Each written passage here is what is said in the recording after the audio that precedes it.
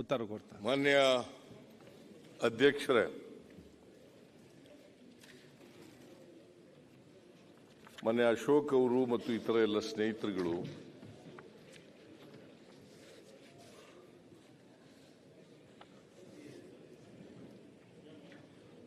ವಾಲ್ಮೀಕಿ ಅಭಿವೃದ್ಧಿ ನಿಗಮದಲ್ಲಿ ನಡೆದಿದೆ ಎನ್ನಲಾದ ಅಕ್ರಮದ ಬಗ್ಗೆ, ಭ್ರಷ್ಟಾಚಾರದ ಬಗ್ಗೆ ಒಂದು ನಿಲುವಳಿ ಸೂಚನೆಯನ್ನು ತಂದಿದ್ದಾರೆ.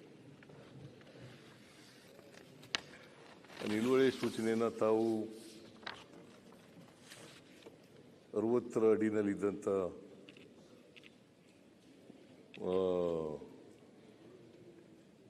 ನಿಲುವಳಿ ಸೂಚನೆಯನ್ನು 69ಕ್ಕೆ ಕನ್ವರ್ಟ್ ಮಾಡಿ ಇಡೀ ಸದನಕ್ಕೆ ಚರ್ಚೆ ಮಾಡಲಿಕ್ಕೆ ಅವಕಾಶವನ್ನು ಕಲ್ಪಿಸಿಕೊಟ್ಟಿದ್ದಾರೆ. ಇದರಲ್ಲಿ ಬಿಜೆಪಿಯವರು 6 ಗಂಟೆ 10 ನಿಮಿಷ ಮಾತಾಡಿದ್ದಾರೆ. ಆಮೇಲೆ ನಮ್ಮ ಪಾರ್ಟಿಯವರು ಪೊನ್ನಣ್ಣವರು ಮತ್ತು ನರೇಂದ್ರ ಸ್ವಾಮಿ ಅವರು ಇಬ್ಬರು ಸೇರಿ 42 ನಿಮಿಷ ಮಾತಾಡಿದ್ದಾರೆ. ಅಶೋಕ ಒಬ್ಬರೇನೆ 3 ಗಂಟೆ 4 ನಿಮಿಷ ಮಾತಾಡಿದ್ದಾರೆ. ಇಲ್ಲಿ ಬಹಳ ಸಂತೋಷ, ನನಗೆ ಬಹಳ ದೀರ್ಘವಾಗಿ ಮಾತಾಡಿದ್ರೆ ಬಹಳ ಸಂತೋಷ. ಆಮೇಲೆ ವಿಜೇಂದ್ರ ಅವರು 50 ನಿಮಿಷ ಮಾತಾಡಿದ್ದಾರೆ. ಅರ್ಗ ಜ್ಞಾನೇಂದ್ರ ಅವರು 1 ಗಂಟೆ 6 ನಿಮಿಷ ಮಾತಾಡಿದ್ದೀರಿ. 1 ಗಂಟೆ 6 ನಿಮಿಷ ಮಿಸ್ಟರ್ ಅರ್ಗ ಜ್ಞಾನೇಂದ್ರ. ಬಸನಗೌಡ ಯತ್ನಾಳ್ ಅವರು ಹಿರಿಯ ಶಾಸಕರು, ಅವರು 25 ನಿಮಿಷ ಮಾತಾಡಿದ್ದಾರೆ.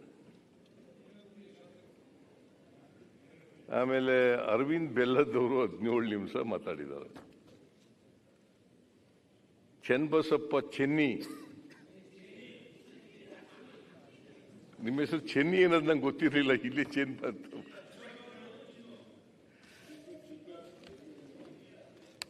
ಚಿನ್ನನೋ ಚೆನ್ನಿನೋ?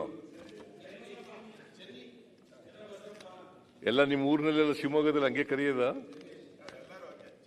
ಚೆನ್ನಿ ಚೆನ್ನಿ ಅಂತ ನೀವು ಹಂಗೆ ಕರಿತೀರಿ, ನೀವು ಚಿನ್ನ ಚಿನ್ನ ಅಂತ ಕರಿತೀರಿ. ಓಕೆ. ಅವರು 28 ನಿಮಿಷ ಮಾತಾಡಿದ್ದಾರೆ.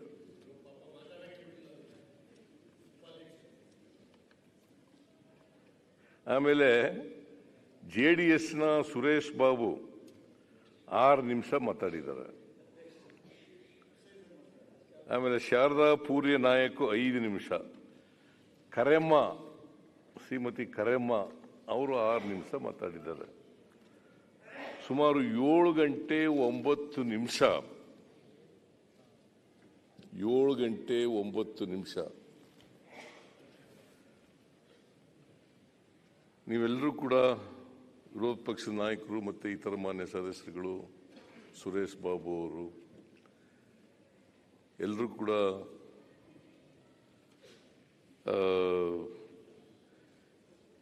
ಇತ್ತೀಚೆಗೆ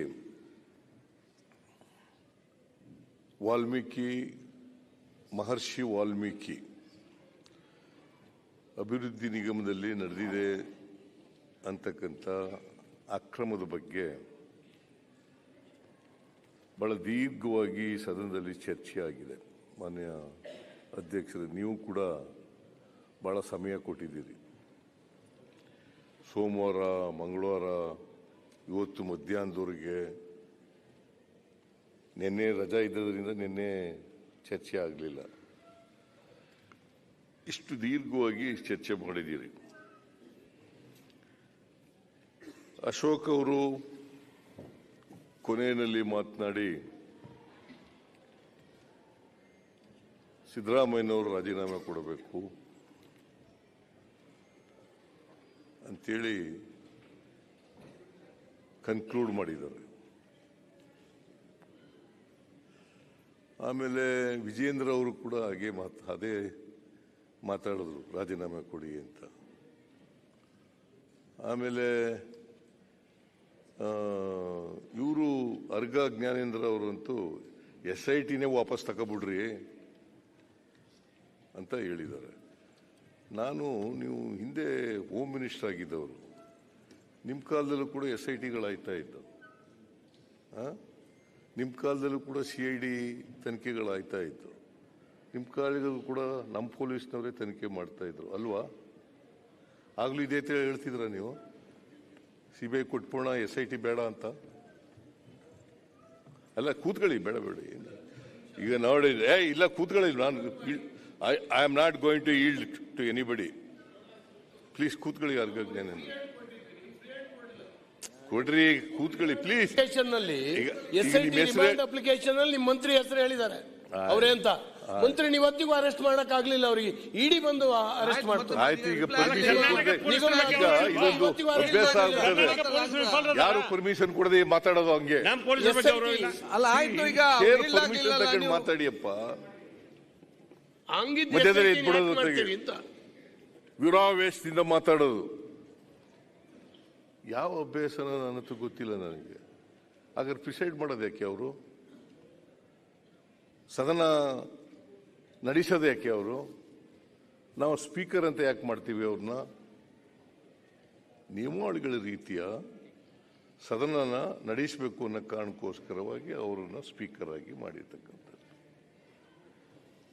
ನಾವು ಆ ಚೇರ್ಗೆ ಬಹಳ ಗೌರವವನ್ನು ಕೊಡ್ತೀವಿ. ನಾವು ಅವರು ನಿಷ್ಪಕ್ಷಪಾತವಾಗಿ ಯಾವುದೇ ಪಕ್ಷಕ್ಕೆ ಸೇರಿಲ್ಲ, ಅವರು ನಡೆಸ್ತಕ್ಕಂಥ ಕೆಲಸವನ್ನು ಮಾಡ್ತಾರೆ. ಸೊ ಅದರಿಂದ ನಾವು ಆ ಚೇರಿಗೆ ಗೌರವ ಕೊಡಬೇಕು. ಯಾರೇ ಮಧ್ಯೆ ಮಾತಾಡಬೇಕಾದ್ರೆ ಅವ್ರ ಪರ್ಮಿಷನ್ ತಗೊಂಡು ಮಾತಾಡಬೇಕು. ಆ ಪದ್ಧತಿ ಆಗಬೇಕು. ಹಿಂದೆಲ್ಲ ಪದ್ಧತಿ ಇತ್ತು, ಇತ್ತೀಚಿನ ವರ್ಷಗಳಲ್ಲಿ ಆ ಪದ್ಧತಿ ಹೋಗಿದೆ. ಈಗ ನಾವು ಅಶೋಕ ಮಾತಾಡ್ತಾ ಇದ್ರು, ನಾನು ಇಂಟರ್ಫಿಯರೇ ಆಗಲಿಲ್ಲ. ನನಗೆ ಇಂಟರ್ಫಿಯರ್ ಆಗಿ ಮಾಡೋಕೆ ಬರಲ್ವಾ? ಮಧ್ಯದಲ್ಲಿ ಅವರಿಗೆ ಅಡ್ಡಿಪಡಿಸಕ್ಕೆ ಬರಲ್ವಾ? ಬರ್ತದೆ ನನಗೂ, ಆದ್ರೆ ಮಾಡಬಾರ್ದು. ಗೊತ್ತಾಯ್ತಾ ಬೆಲ್ಲದ್? ನೀವು ಡೆಪ್ಟಿ ಲೀಡರ್, ಪದೇ ಪದೇ ಎದ್ದೇಳೋದು, ಪದೇ ಪದೇ. ಅಶ್ವಥ್ ನಾರಾಯಣ ಎಲ್ಲ ಬಂದಿಲ್ಲ, ಪದೇ ಪದೇ ಎದ್ದೇಳು, ಎಲ್ಲಕ್ಕೂ ಎಲ್ಲ ವಿಚಾರಗಳಿಗೂ ಎದ್ದೇಳೋದು, ಮಾತಾಡಕ್ಕೆ ಹೇಳೋದು.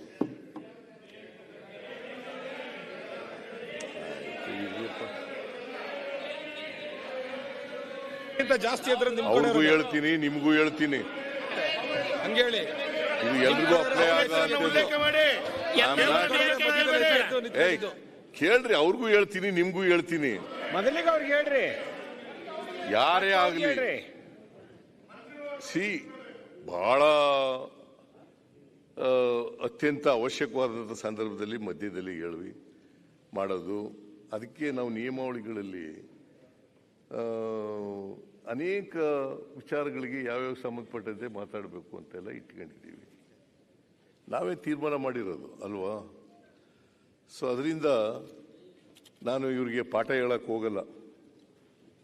ನೀವು ಅನೇಕ ಸಾರಿ ಹೇಳ್ತೀರಿ, ಪಾಪ ನೀತಿ ಪಾಠ ಹೇಳ್ತೀರಿ. ಅವ್ರು ಕೇಳಿದವ್ರು ಏನು ಮಾಡೋಕ್ಕಾಗತ್ತೆ?